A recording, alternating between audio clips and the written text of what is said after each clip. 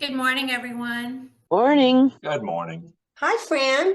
Uh, Good morning. Good Good morning. morning. How are you? Good morning, I'm Fran. okay. Good morning. I'm in my car, so my lighting is bad, but my son is a video and pre-press editor for a magazine. So when I did videos a few years ago, he would bring in his lights, and during the pandemic, whenever I had to do a Zoom at date, he would bring in his big lights and put them so that, it would, brighten everything up. Yeah. So, Yeah. And yeah. it gets rid of the shadows, I feel like, as well.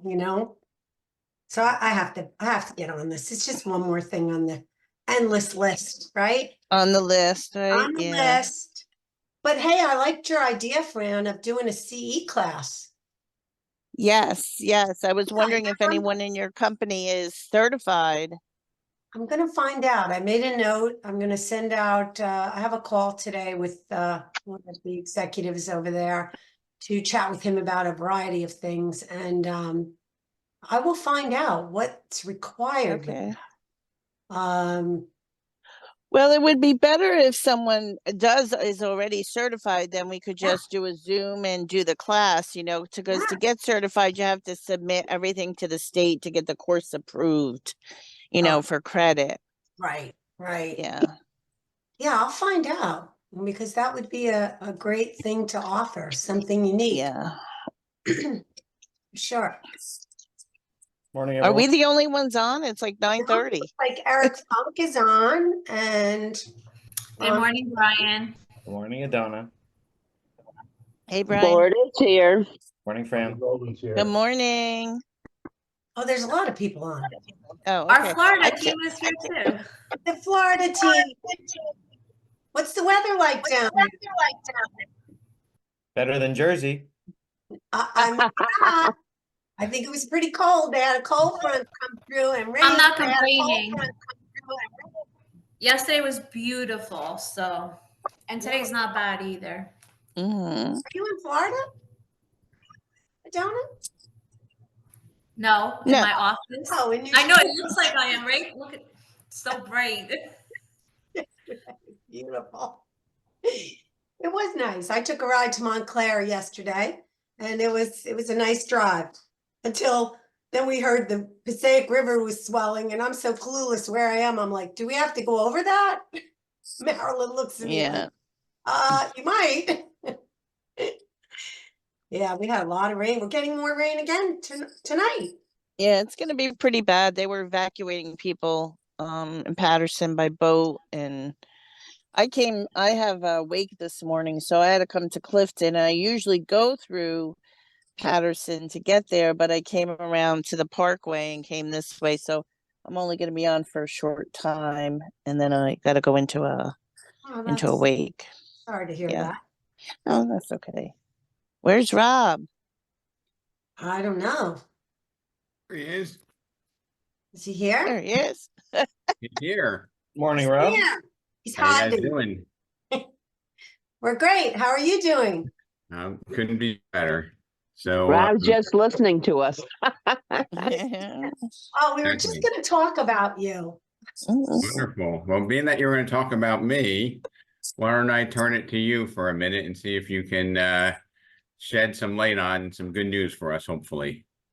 Well, Hopefully. there is some good news. There's some good news, and then I have some interesting perspective. So yesterday was a wild ride in the market. We had missiles going off in the Red Sea, and the bond market rallied. I mean, the bonds dropped below 4. Yes, that's what we need. 4 is the ceiling.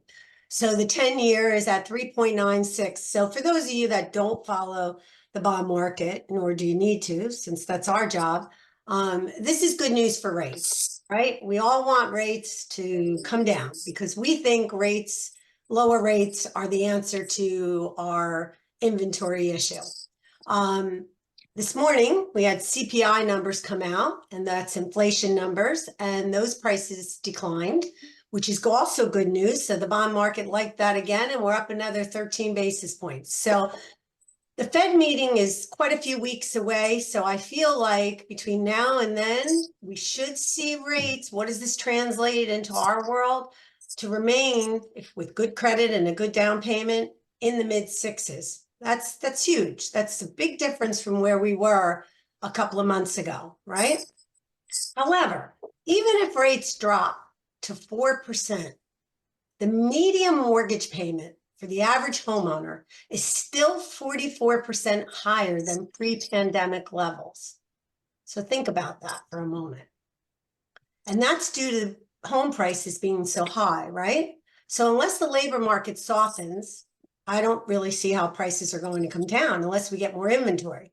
If rates stay high, we'll go into a recession, then no one will have a job, then prices will probably come down, right? So it's all intertwined. All of this is pandemic fueled. So unless, we're waiting for another pandemic, housing equity, though, this is the good news. And this is what I am preaching to my sellers that call me and my past clients that are thinking about buying a house or thinking about downsizing. The housing equity right now is the highest it's ever been, even higher than it was in early 2000. And for those of you that were doing this back then, and you remember what happened, all those people that bought those homes at that height, that bubble burst, it took almost 10 years for those homeowners to get back to what they paid for their homes. So sellers should really look at the equity in their home like a stock that they purchased that's run all the way up. And now they should take their profits off the table. If we did the math and we looked at the amount of equity that they have in their home and they took that equity and put it down on another home, even if their rate went from 3 to 6, they'd still be ahead because they're never probably going to see that amount of equity again. And if this market turns and goes the other way and they lose that equity, it won't matter that rates are 4%.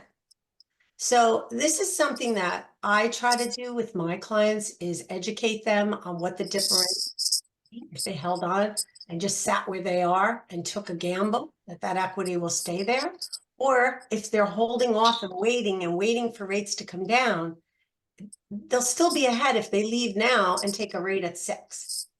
So if any of you want some assistance with that and you're speaking with sellers and you want us to run some numbers for you, we'd be happy to do that. And we can calculate the differential for you, go back to them and show them, or we could speak with them and give them some options on what their payments would look like moving forward. And that's all I have for right now. So, Renee, can you talk a little bit about, the cost of money and how when there's uncertainty, it tends to drive interest rates down? Like the pandemic was uncertainty, so everybody wanted to be in a fixed rate environment, which pushes rates down. So like I'm looking at some of the faces and I see, hey, there was, missiles in the Red Sea or whatever. How does that affect mortgage rates? And in a sentence or two, if you can just share that with the group, because I think that's something that you and I understand from the lending side, but maybe not everybody on the call gets. So everything's about expectation. This is the frustrating part about interest rates. So right now, all the economists out there and the stock market, they don't like uncertainty. The stock market doesn't like waffling. When this administration in the early beginning of their tenure couldn't make up their mind what they were doing, the Fed kept going, we think we're going to raise rates, we're not sure, we have to see, we want a soft landing. All of that was uncertainty. So you saw the stock market tumble. When stocks go down, bonds go up. Everyone flees the stock market and they put money into the bond market. When the missiles are going off in the Red Sea, that makes everyone a little bit nervous, right? So Commentary out there is saying the Fed, we're not expecting the Fed to lower rates. So now at that next Fed meeting, if that's the expectation that they're not going to lower the Fed rate, and then the Fed turns around and goes, let's lower rates a quarter, and let's buy some bonds because now we're bombing the Houthis. We might need some money. So we got to raise some money. The next thing you know, these rates will drop really fast. So it's really smoke and mirrors is what it is. It's a game, and I think history tells us a lot. We're in an election year. Rates always come down in an election year. So if rates dropping is what it's going to take to get sellers to move, even though, in my opinion, that is really not the answer. If they look at their equity, then God bless. Let's hope that happens. But that's kind of a. So I appreciate Renee. I appreciate you taking the time to share that with some of us that might not know exactly what's in the black box for interest rates. Yeah. This is one of the most exciting sessions we've had in a long time. And I'm going to tell you why. We have in a market that's being challenged, RE/MAX Select is growing, and I see new faces, same faces. I want to make a couple of introductions. Paul Texera, are you on still? I just saw you a second ago. So I am. okay, yeah. So we are now open in Ironbound section of Newark with a new team office led by Paul Texera. Welcome back to RE/MAX, and welcome to a new office there. Yes. Welcome, Paul. Thank you. We have Wendy Wilson, and I see Daryl from our new office in Vero Beach. Welcome to the family, Daryl, Wendy, and anyone else from Vero. All right. Right. Less than a month on, you're still counted as new. I see Mr. Andrew Velez.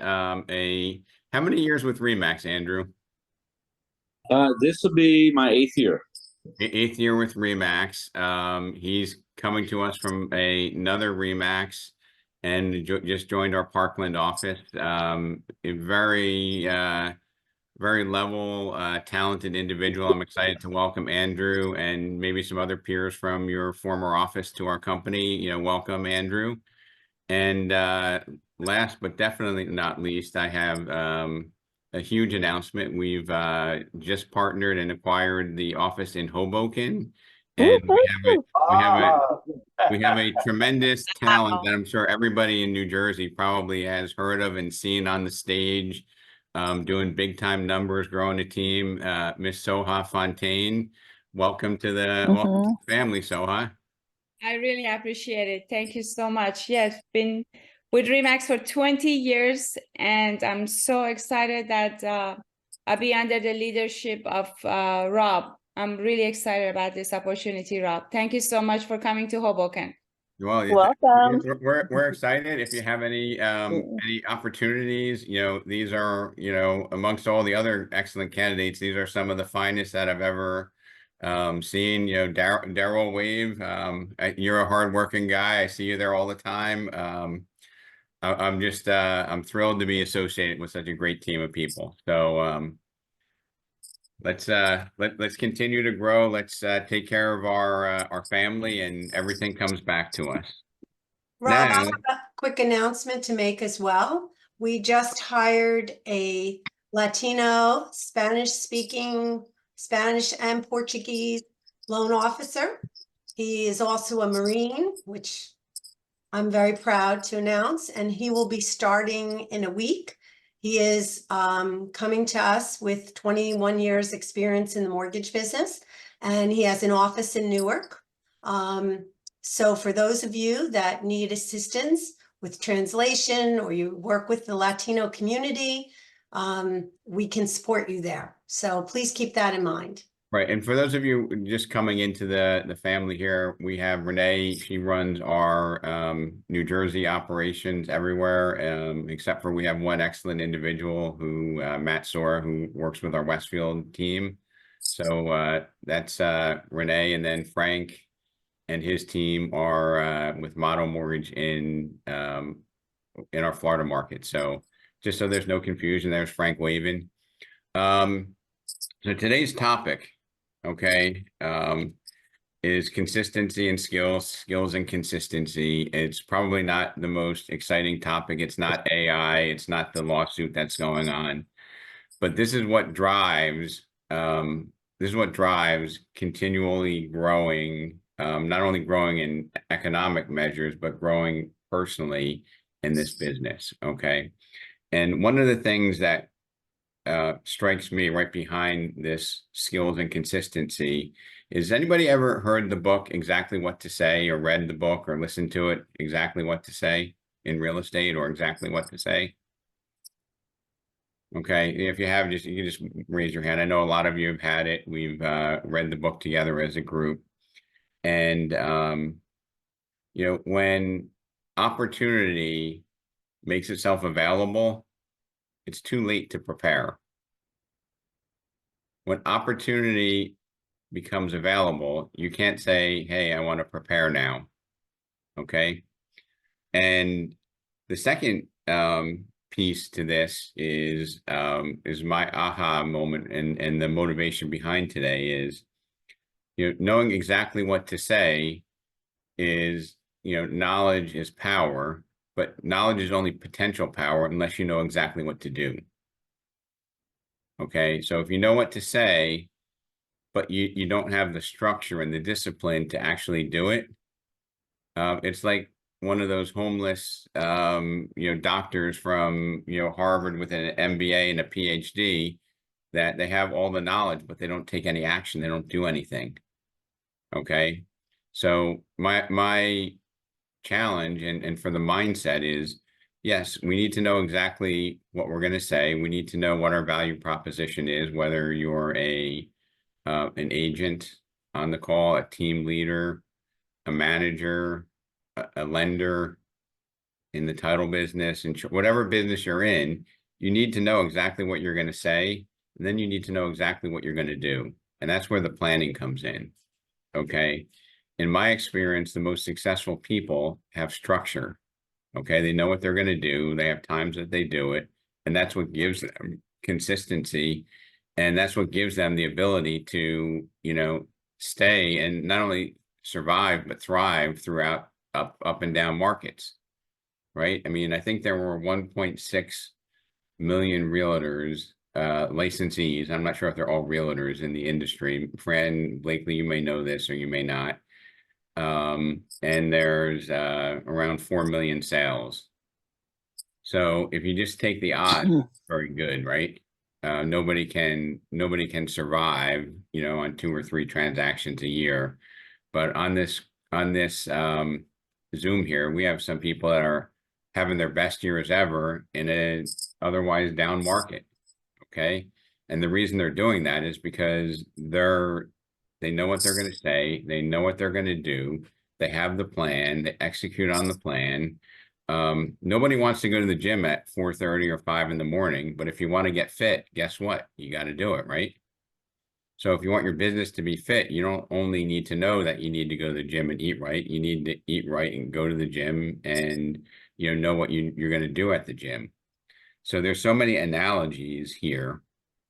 And during the past 10 days, one of the things that kind of smacked me several times, and maybe it was just out there all the time, but I keep hearing people talking about, we're role playing more with our teams, we're role playing more with our managers, we're role playing more with our leadership, so that when we have that opportunity, it's not a practice game, right? We know exactly how to execute the play. We know exactly how to answer those questions, right? My coach was and has always been saying that the best of the best, when they go on an opportunity to have a conversation with a buyer, seller, landlord, tenant, whoever we're serving, we don't need to think about what we're going to say. Okay. And if we're expanding into different areas, like some of us are top agents and we're expanding into team leaders, well, guess what? The role is changing. We have Monday morning, 8:30 team leader meetings. Okay. That's so that you can get not just, an academic voice from me, but you can hear what your peers are doing and how they're not only surviving, but they're thriving in a changing market. Okay, the one thing I do know, and nobody knows if rates going up or down, or there's going to be more or less sales. My instinct tells me that, sales are kind of fumbling along like a minimal number, because there are some sales that have to happen. People, get divorced, people pass on. So there are things that, absolutely people can't afford their houses, they have to sell. So there's a floor of houses that are going to have to sell. And I think we're probably pretty close to that number. There's, I don't know, 360 million people. There's only 4 million sales last year. So there could be a really nice opportunity. And even if there isn't a big change, we can still have a bigger market share because we're doing the right things. And we can avoid being distracted from things that don't serve us in our mission to help others meet their real estate needs, right?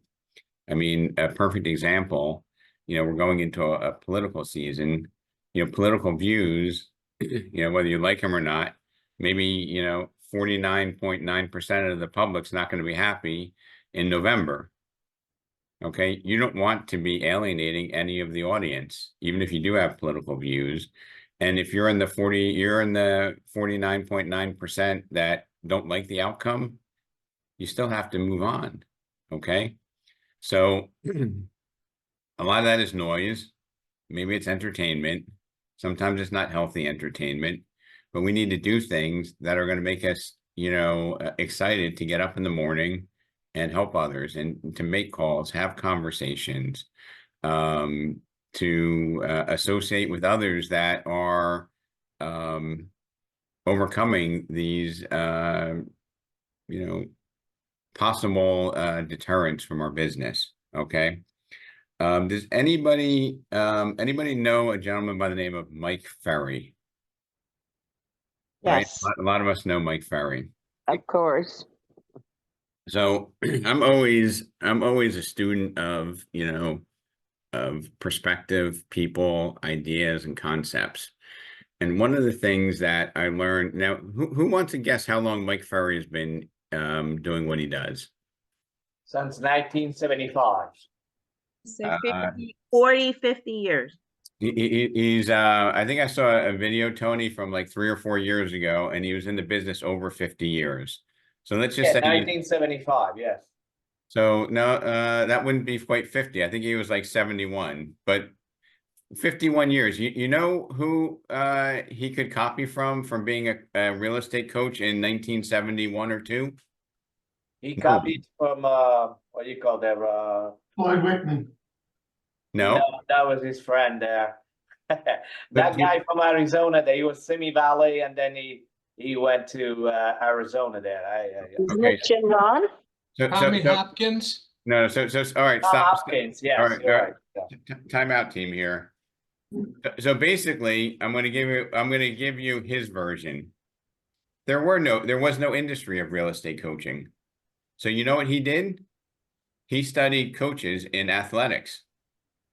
And that's how he decided that he was going to form the foundation for a new industry, which, if he wasn't one of the pioneers, he was among the earliest in real estate coaching. I don't think anybody's gonna argue with that fact. No, But he couldn't copy other real estate coaches. He went into athletics. He studied the psychology. He studied the fundamentals of what made somebody a successful coach. He studied people like Bear Bryant. And it's eluding me, but the guy from UCLA that coached basketball, they won the national championship 8 out of 11 years. That's unheard of. Nobody's ever even come close to that. So with those principles of coaching, they apply to real estate just as much as they apply to athletics. Would anybody disagree with that? How's that? I'll use the negative. Anyone want to disagree with that principle? Okay. So does anybody think like the highest, best performing athletes in the industry, they get drafted and then they say, all right, now I don't have to practice anymore? Does anybody think that that's even reasonably good advice? no. Way. Oh, Andrew, you're on mute. You can unmute yourself. I see you want to say something. I want to give you your time. So no, I don't think so. So it would be ludicrous, right, Andrew? That's right. Now, That's right. Andrew, what was your, if you don't mind me asking, what was your best year in real estate, like in Remax? Did you ever make platinum or anything of that level? My best year was 2019. Did 45 transactions. Okay, that's a amazing year. Did you stop learning when you did that and say? Absolutely not. I was on appointment and appointment and appointment and appointment, and that whole year, I perfected that sales conversation, that listing conversation with those clients, and I didn't get everything, but I would tell you my percentages are pretty high now. Right. So I think, the group that we were associated with, Andrew, here, we're humble champions, right? Because if you become the arrogant champion, then you get out of you become Johnny Football, right? Johnny Manziel. What happened to his career, right? Right. We want to be the Tom Brady's who, probably, we might have been the 28th person drafted or the second to last person drafted. But we're watching the films early, we're studying, we're trying to improve our game. We might even be selfless. Because does anybody know one of the things that Tom Brady did that probably allowed him to win all those Super Bowls? Deflated the football. He what? No, I'm just kidding. Oh, deflated the football, yeah. I think they cheated a little bit too, but that's beside. No, we don't want to go there, Ron. So one of the things that he did was he sacrificed his compensation so that he could have a better team around him. Okay, so that he could have better linemen to block it, so he doesn't get sacked so much, so that he could have a better team and a longer career. Okay, and that's a metaphor for my belief system, which is, yeah, you can make the big contract, and then in 4 years, you've got so many broken bones and concussions because there's no money to pay your team members, right? Or you can have a bigger picture and say, as a team, we can all grow.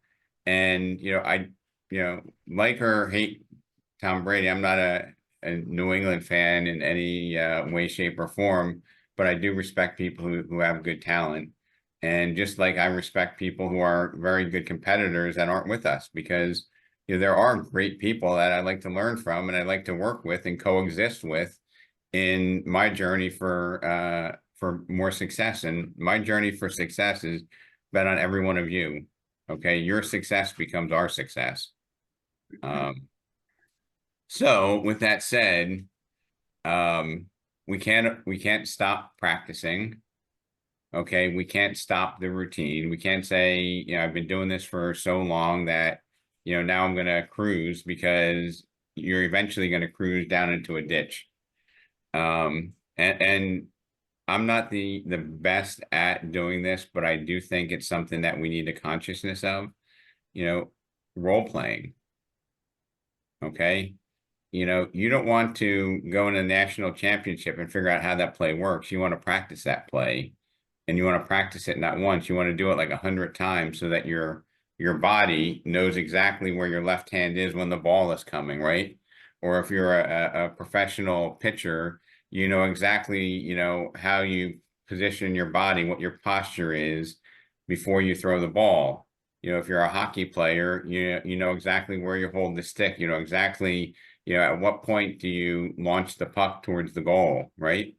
So these are all things that, when we look at it from a novice or a spectator, wow, that was great. They did a great play, but they did a lot of practice for that. Okay.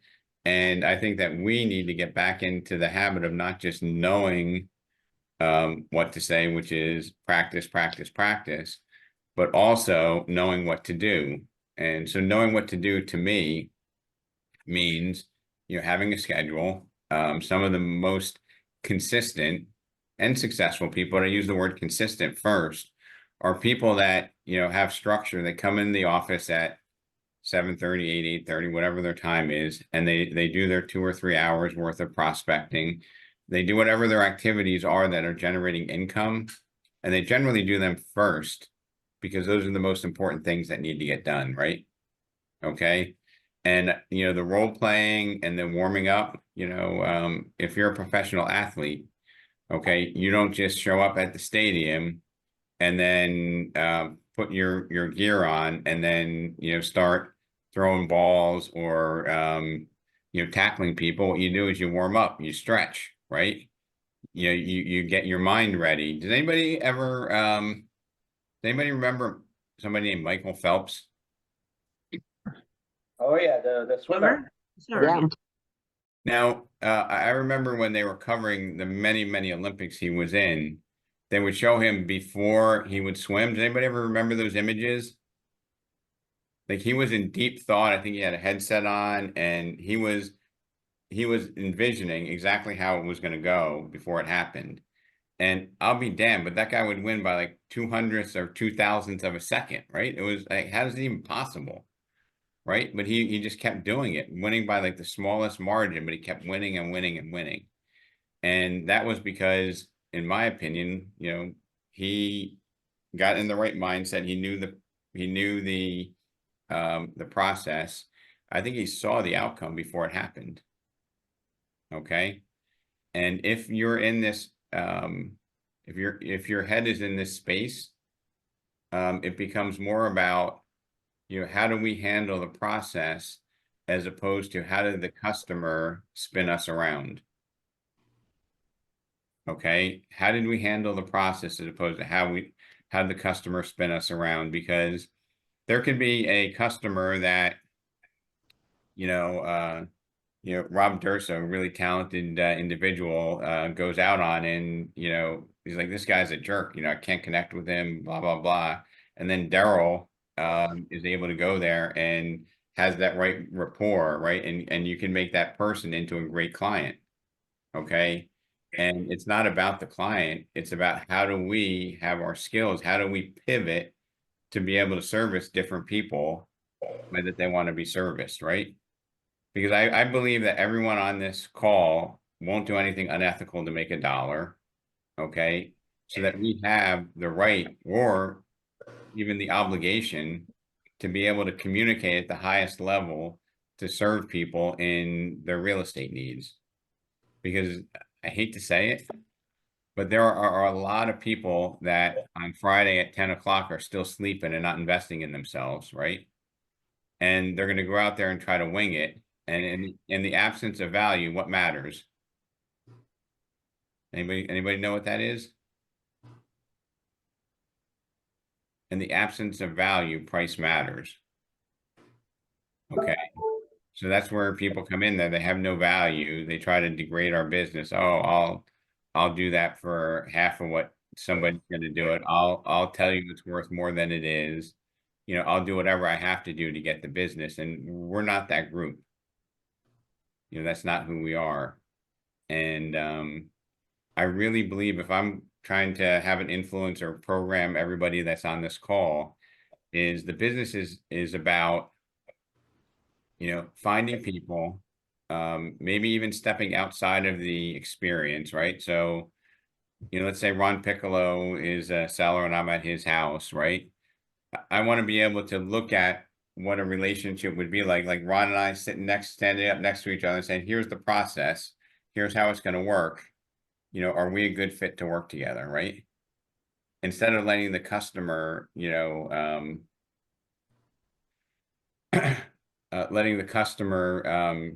take us off our mission, right? Because in reality, if Ron listed my house and Ron charged me 6% and did a great job, and Martha from another company did it at 2%, but it was horrible. Am I going to remember the commission or am I going to remember the experience at the end of the day? What do you think? Definitely the experience. Right?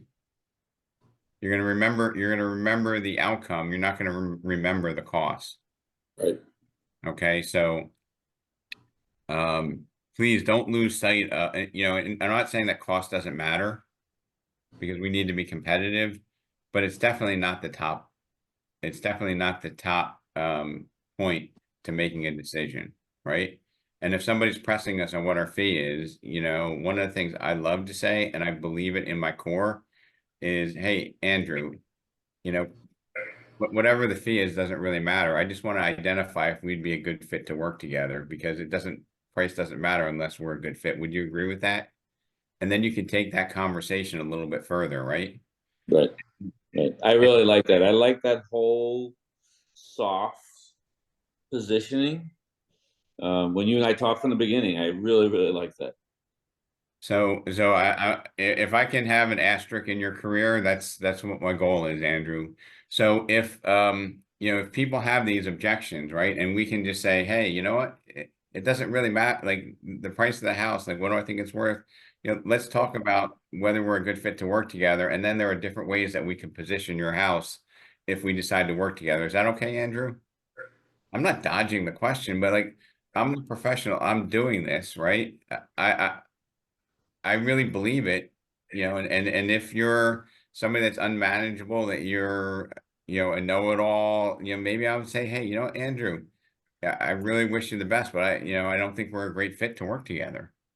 Like there should be a certain percentage of people, even in a market that's starved for listing inventory, that we should walk away from, right?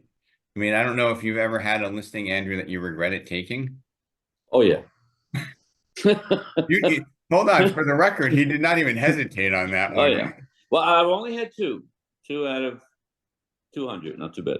So Andrew, let me ask you this question. It's possible that, your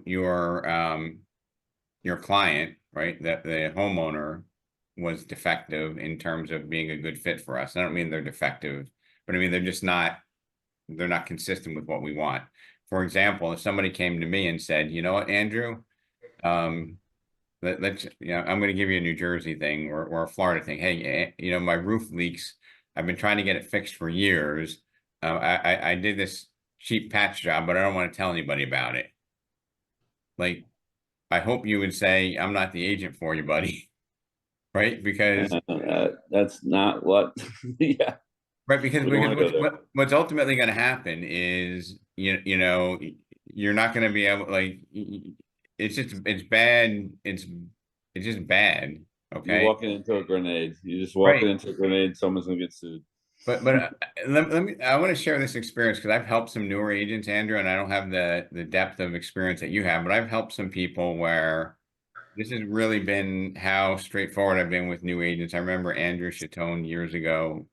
I was like telling Andrew, let's just disclose everything. And when people would call and they'd be like, oh, my client doesn't want to do anything. Well, it's probably not the right place for you, right? And you know what the other agent was thinking, like, oh, I must have my own buyer, and they wanted it more. And I'm just, that was my vibe, because I'm like, look, the homeowner's not been able to fix this leak in the roof. If your client doesn't want to have to do any work, it's probably not the right place for you. And next thing you know, I'm getting multiple bids because they're thinking like, oh, he's trying to discourage me from it. So, and everything was disclosed above board. I can sleep well at night. They signed off on it. So, I mean, it just feels so good when you do that, Andrew. And it feels so good if you have somebody that you want to walk away from, because, the last time I checked, our channel is called Abundance in Real Estate, not Scarcity, right? If you have a scarcity mindset, you'll do anything for that one piece of business. But if you have the abundance mindset, you'll put the customer before yourself, and then the universe will pay you back hugely. Okay. I agree. For those of you who've not been with the company a long time, I started out as a Frank or Renee. I was in the lending business, and I had a different perspective on the business. And my perspective was I wanted to help be part of the process and not just wait for Andrew to sell a house and then say, give me the mortgage. Andrew, give me the mortgage, right? I'm a friend of yours, right? Wouldn't it be better if somebody helped you in the process, Andrew? Oh yeah. So my thing was, I want to earn the business and I want to be part of the process. And now I just momentarily lost my train of thought here, but oh yeah, so when you have this mindset where you're on the bigger picture, not on the transactional side, you can tell somebody, you know what, I know this house here, Andrew, is perfect for you. Unfortunately, they're not cooperating with agents. If you want to go over there and look at it, or you might even be of the mindset, hey, I'll represent you on it. You don't need to pay me. And this is a true story from our Tinton Falls office. Somebody wanted to be in this 42 unit townhouse community, and very low turnover. The seller was not willing to pay a penny. Our manager at the time, Maria, had called me up. What do you do? I'm like, I would just tell them I'll help them buy the house. I'll represent them. They don't need to pay us anything. When it came time to the closing, the buyer paid 2%. We didn't ask them. We didn't say, hey, here's what most people would say, Andrew, the seller's not paying anything. Will you pay me 2%? And this was before all this, prevalence of, buyer's agency and the conversation being front and center. This was 5-6 years ago. But the person then said, you know what? I want to pay you 2%, even though you didn't ask. So that probably won't happen.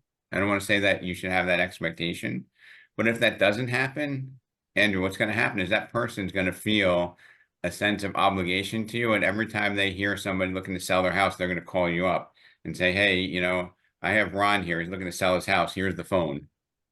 The best thing you can do is create cheerleaders. So that's the bigger picture. Going back to, and it's intentional that I'm going to keep kind of hammering this in terms of, skills and consistency, because, this is like, blocking and tackling in football. Skills and consistency are what get you where you want to go, right? You can be a great talent, but if you don't have the discipline, or you don't have the consistency to do it on a regular basis, or you don't have the discipline to look at how you're playing, right? If you don't have the discipline to be Tom Brady and look at the films and look at, don't get impressed by yourself or dislocate your shoulder, patting yourself on the back because you did good. Look at it and say, hey, where's my vulnerabilities? How do I improve upon my vulnerabilities? Because the world and the market's always changing. And if you're, patting yourself on the back saying, hey, I've arrived, generally speaking, you're not going to be everything you can be. I would share with you that in 2019, when I was on those appointments back to back, and I did not get a listing, I beat myself up as to why I didn't get it. I reanalyzed my situation and say, well, why didn't I get that? And there were different situations why, whether it was, you just didn't click with the seller, or you said the wrong thing, or you. So I personally, for me, it was like I wanted to learn every time I did not get one. Not that I expected to get 100%, but wanted to make sure that I can improve that process. So Andrew, you've been such a good sport here. What areas do you cover in case anybody has any referrals? I cover all of Broward County, all of South Florida, and also South Palm Beach, and that includes, West Palm, Boynton, Delray, Boca, Weston, pretty much there. So if you've got a referral that you want to send over, I will certainly take care of it. My biggest thing is communication. I think people in today's world expect that. They expect someone to respond. You pick up your phone, and that's really what I try to do most of the time. So I appreciate, look, I feel like we connected when we spoke, right? And, that there was, we shared the same values, and that was like the most important thing. And to be honest with you, I hope we were competitive on price, but probably there were cheaper options for you to consider when you were making your move. You don't need to say it, but I'm guessing there were. Soha, are you somewhere where you can talk for a second?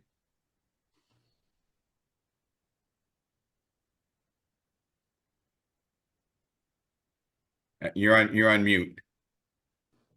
There you go. I'm here. Hi. So I want to just, so I don't know how many years were you like the top agent or top team in RE/MAX? And I don't want to make you blush, but how many years were you that? Because I used to see you on stage. It's been, I want to say like 15 years now. But you were like the #1 agent 5 or 6 years in a row, right? Like Tom Brady going up on the stage, or #1 team. Yes. And so how my relationship started, if I can say, just by, when you became a broker owner, I just said, hey, if you need anything, let me know. And I congratulated you. And we just, and I respected you the whole time because I'm like, wow, you're doing so much business and now you're journeying into owning an office. What are some of the things that you did to stay on top there for so long as an agent? As an agent, exactly what you say, consistency. Like I did it every day, every morning.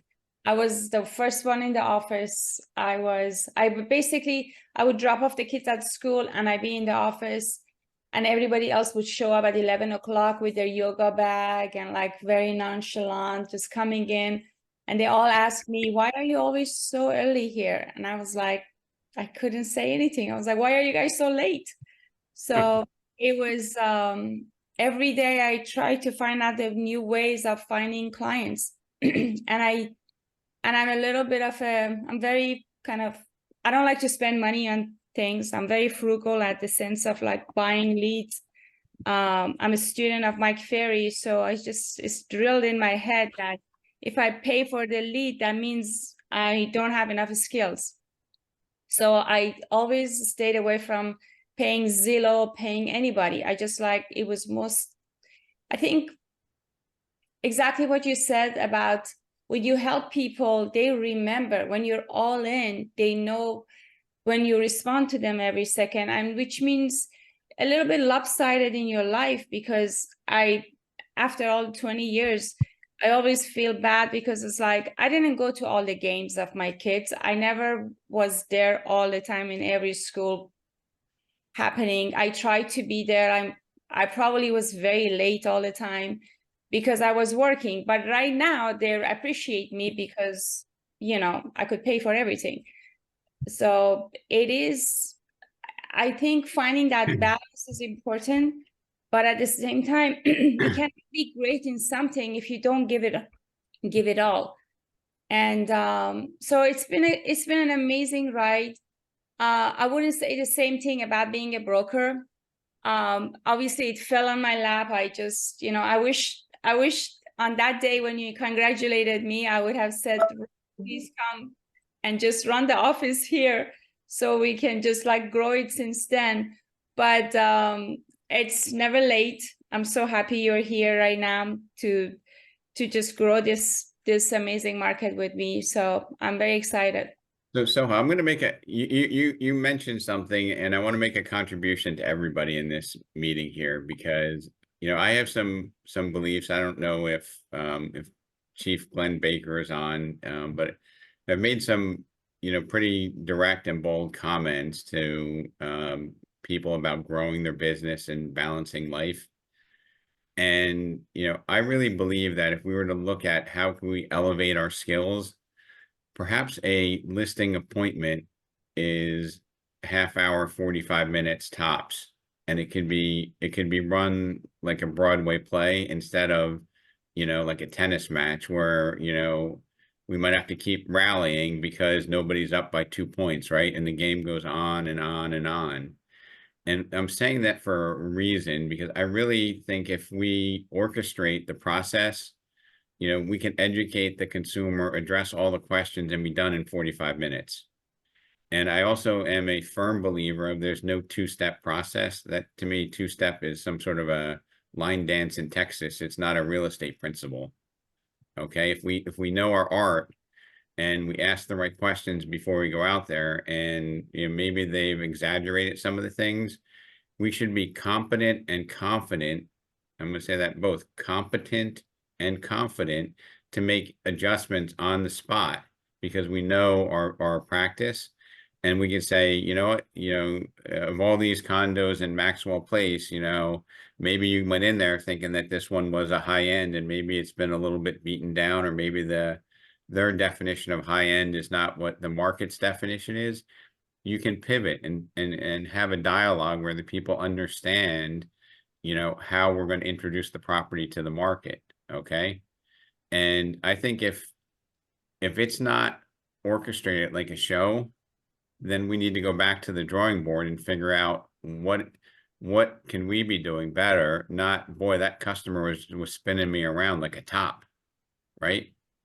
Because I think they respect you more if you're able to control the situation, right? A lot of people feel like they're great at winging it.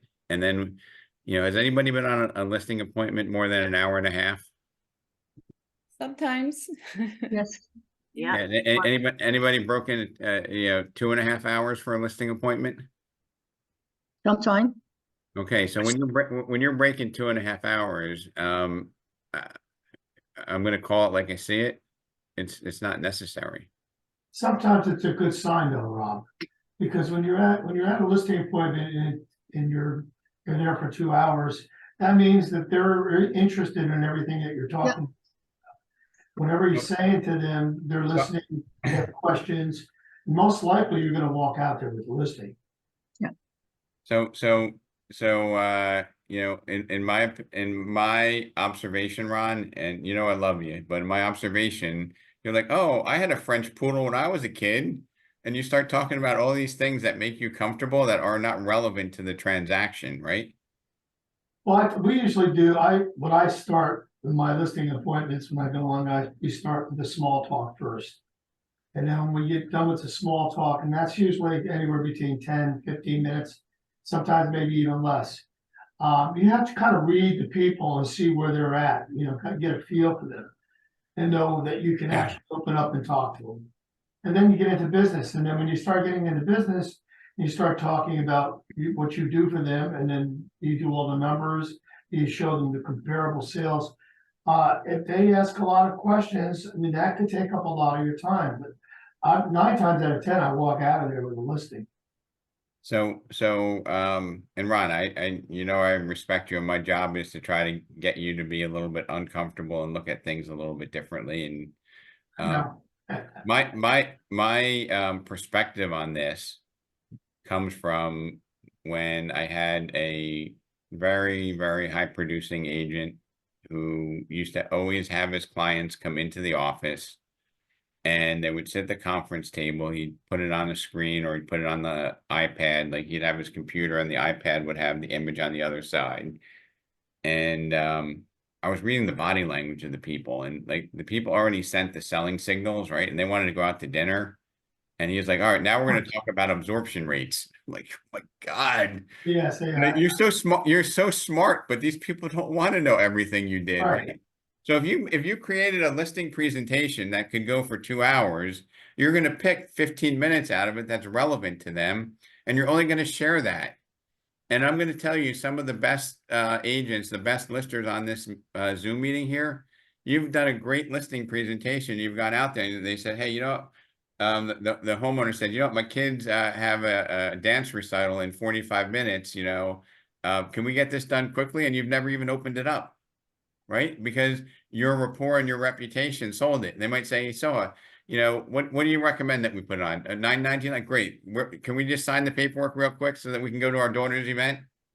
Right? But some of us are going to be like, no, but I got to show you the comps. Exactly. Can I add something? Can I please add something? I remember this one from one of my query stories. It's like you go to a mechanic to get your tire fixed or oil changed. Imagine you walk into the mechanic and the guy says, oh my God, you got to see my new toolbox. Let me show you this. And now this is a fantastic mechanic. You knew you came just to drop a car and leave, and you're ready to pay whatever they say. But like if the mechanic says to you, let me show you my toolbox, let me tell you what I'm going to do in order to fix your car, you just want to be like, what is going on here? So that's also, you're right. You got to read the body language, and also don't forget my query 15-minute listing presentation. I honestly thought I have to go make a report and then present the numbers. Are you comfortable? Numbers. How long was the listing presentation you said? 15 minutes. I never tried it before until my query school. And then I was like, 15 minutes? Is it even possible? Then I was like, and it worked. And I was like floored. Well, I walked into the property. I said, because you have to send the comps, commission, net sheet. I send everything up front and what I'm going to do for you. Everything is in the email. So when I walk in there, I'm like, did you review the documents? Yes.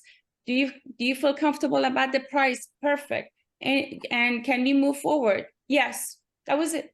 She signed and we left. I didn't have to say a word, anything. And she honestly, she just came from New York. She had to go feed her child or something. She was so happy that was so fast. I was thrilled. I walked out. I was like, it was less than 15 minutes because I already knew what the property is. It was a vacant property. But try that. Try 15 minutes listing presentation. If you already send them everything, if they know about the comps, if they use, I usually send the net sheet. This is how much I charge. This is real estate transfer fee. Here is Well, it's all part, it's just a part of reading people. I mean, you're right. So I mean, it shouldn't take 2 hours or 2.5 hours to get a listing, get the listing done.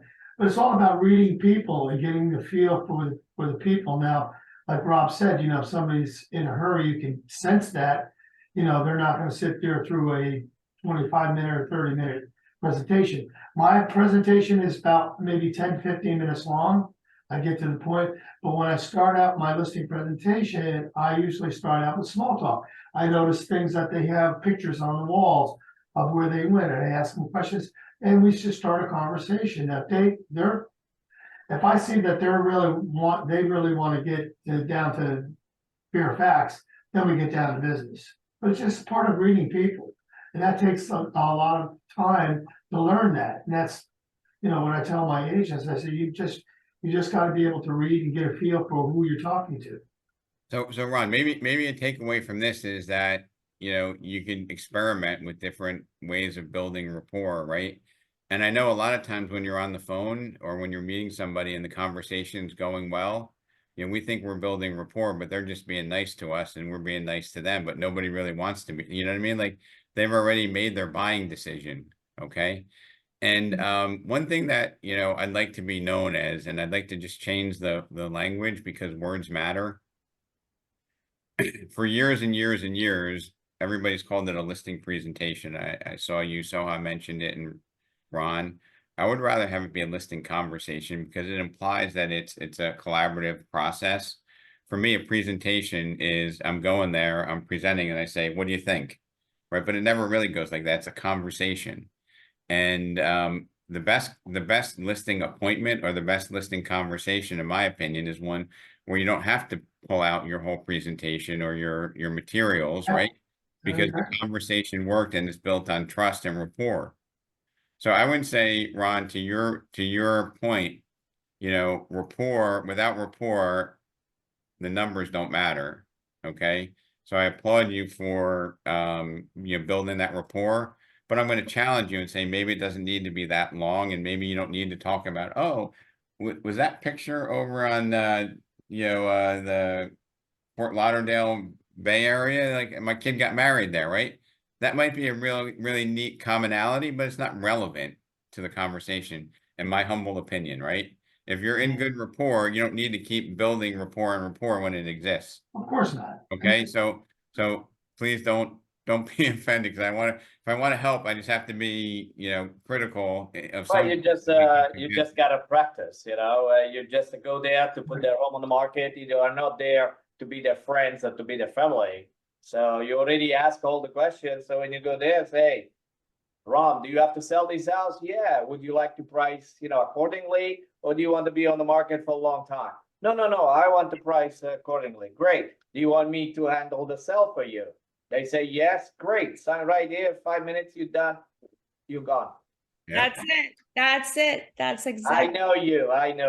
Right. I think sometimes we oversell ourselves, right? So usually I try to, there's 3 or 4 different types of personalities. So identifying the type of personality you're Well, dealing. yes. You're So exactly whether right. someone's analytical and they need to see the numbers up front, Yes. or they just want to get it done because they've talked to several other people. So Yes. I think you've got to be careful about not overselling, listening. And at the end of the day, we're salespeople. Right. Get the sale done. And then move on Can to I deliver. add something? Sure, Karma. Rob, can I add something? Okay, this is Karma with Remax, Princeton office. I want to make sure whoever gonna sign the agreement is gonna be there at the meeting. I always ask who are going to make a decision with you, your wife, your brother, whoever. I would really like to have that all of us can share the information. It's number one. Number two, I ask them how much time they have. Number three, in my mind, I am going there to get the listing one way or the other. And most of the time, I got it because this is what I have in mind, that I'm going to get the listing. But this is the three things I always, it does work for me. Okay, so Karma from Princeton, we go back 20, I don't want to say more than 20 years I've known Karma. Yes. So Yeah. in Princeton, you're in good hands with Karma and Bosch. So I want to just add a couple of other things to this, just from my vantage point is, you know, being prepared, having the right tools to do the job, critical, you know, showing the client all the tools, not necessary, right? So, I mean, that was a great analogy, and I watched a gentleman by the name of John Sullivan on a interview with Mike Ferry from 3 or 4 years ago. And part of the interview was the gentleman's wife kept going, why don't you try going to different coaches, and why do you always go to the same seminar all the time? And it was interesting because he said that, you know what, Mike's material is the same, but I'm in a different place. So it has different meaning to me. I'm in a different place in my career. When I first started out, I was a team member. Then I became a solo agent. Now I'm a team leader, and I hear the same presentation, the same words from Mike, and they have different meaning to me because I'm in a different place in my life. Because I've been there, you know, where my mother's like, well, Rob, why do you keep going to these Remax things? Don't you know it all by now? You know, I'm like, you don't get it, Mom. It's like, you know, I'm in a different place. Things evolve, and I just want to be relevant.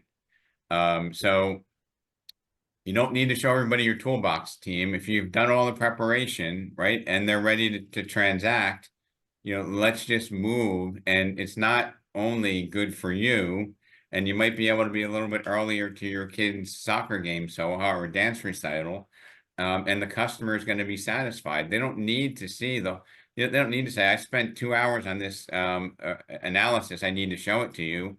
If you can answer all the questions, that's all you need. Well, you got to use that as a backup. You know, all your tools you have in the shed, you have in your toolbox. If they ask for, fine. If not, you're ready for it. And if you are prepared, then certainly you don't need to do all that. You know, that you don't need to do all that. And also the personality, like the other gentleman was saying, is that, you know, if it's a driver, he doesn't care what you did. He just wants to know how much you want to sell my house for and how fast. The analytical, he is the one that wants to know all the numbers. So you got to deal with that.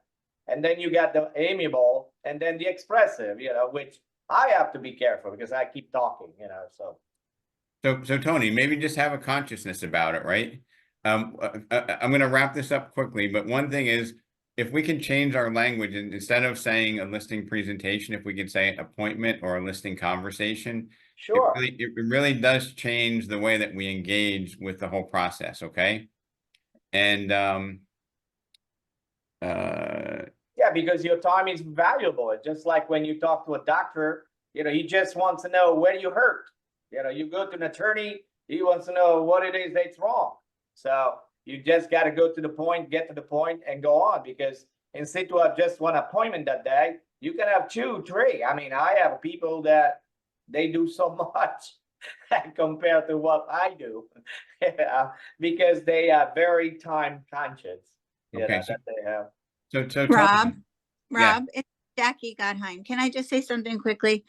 I sat in an office as a loan officer next to in the same office with Rob Ferry's classes. I sat every day and listened to how he trained, et cetera, his people trained. But the one thing that I find coincidental, and I'm sure you're not going to say it's a coincidence, you started the meeting by saying, know what you're going to say. And in order to do that, be prepared. And that's exactly what we're hearing in this conversation today. That toolbox and that preparedness gets you into that listing first and the last, and wrap it up and get out. I just, it just works. Everything that you're saying, and it just makes sense. And I'm sure you were going to probably say that anyway. So Well, Jackie's on our lending team with Motto, and it's really interesting to see that you have that perspective from a complementary industry. Right? You're not selling real estate, but no, understand. I'm earning the business of the real estate agents.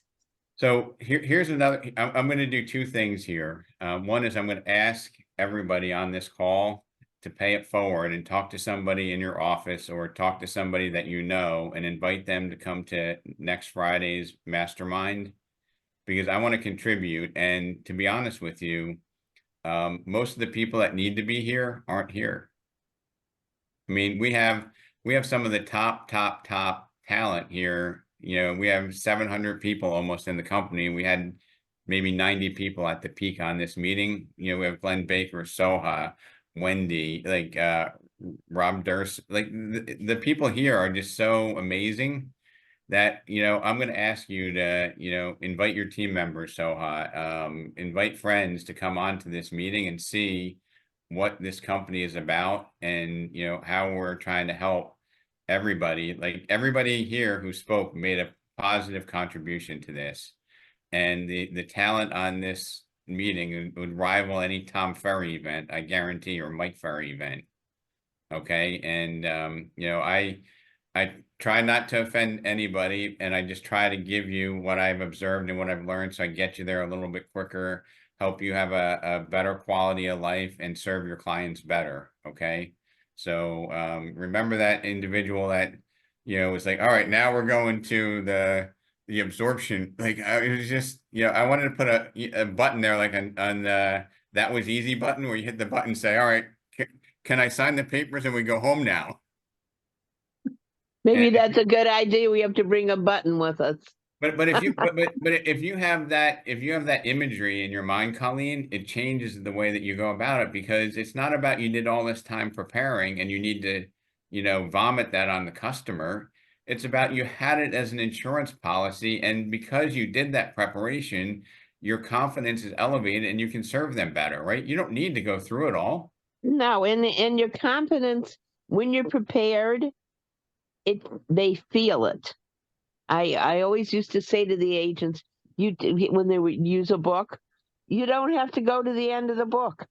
After the first 3 pages, if they're engaged with you and you feel that they're ready, don't keep talking. You will talk yourself out of the listing.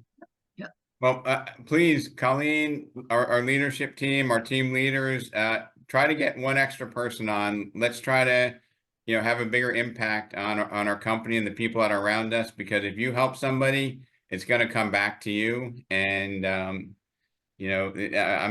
blown away by the quality of people that are on here. So thank you, everybody.